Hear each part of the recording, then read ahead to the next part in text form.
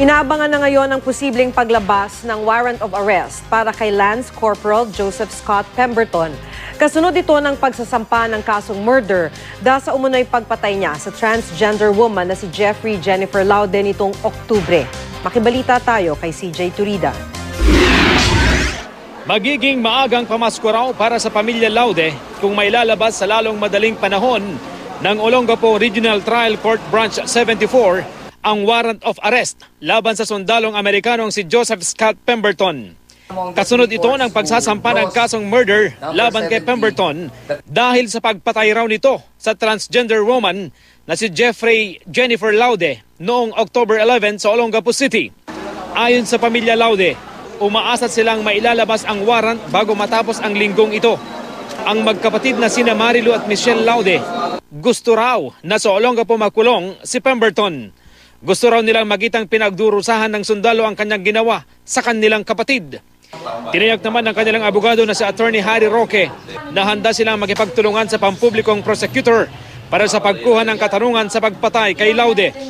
There's no reason not for us to help each other. After all, pareho naman at iisang interes, interes ng bansa, interes ng mga Laude ang pinoprotection na natin. Sana pagdating ng bagong taon ay ma-schedule na nga yung continuous trial nang sa ganung paraan matapos yung buong kaso doon sa nakalaan na isang taon na nakasaad naman doon sa Visiting Forces Agreement. Sa ngayon, nananatili pa rin umanong nakadetine si Pemberton sa Camp Aguinaldo kung saan siya binabantayan ng mga miyembro ng US Marines. Base sa pahayag na inilabas ng US Marines, mananatiling nasa kustodiya ng Amerika si Pemberton. Pero hindi raw nila ito iaalis sa Pilipinas habang gumugulong ang kaso. Base raw sa nakasad sa Visiting Forces Agreement o VFA ng Amerika at Pilipinas.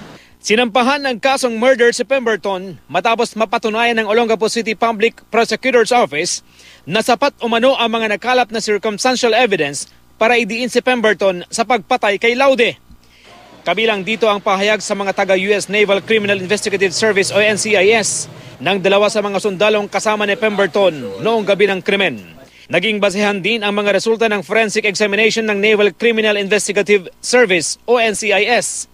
Base sa US Army Lab, may nakitang fingerprint ni Pemberton sa pambalot ng isa sa mga kondom na nakuha sa kwarto. Sa ngayon, di pa malinaw kung ito rin ang kondom na hindi nakita ng DNA ni Pemberton batay sa report ng PNP Crime Lab.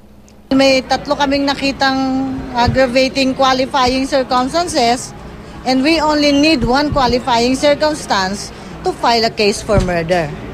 Diringgin sa sala ni Judge Rolin Gines Habalde ng Olongapo RTC Branch 74 ang kaso. May 30 araw ang korte para pag-aralan ng kaso at ang posibleng pagpapaaresto kay Pemberton. CJ Torida, Nagbabalita, Pilipinas.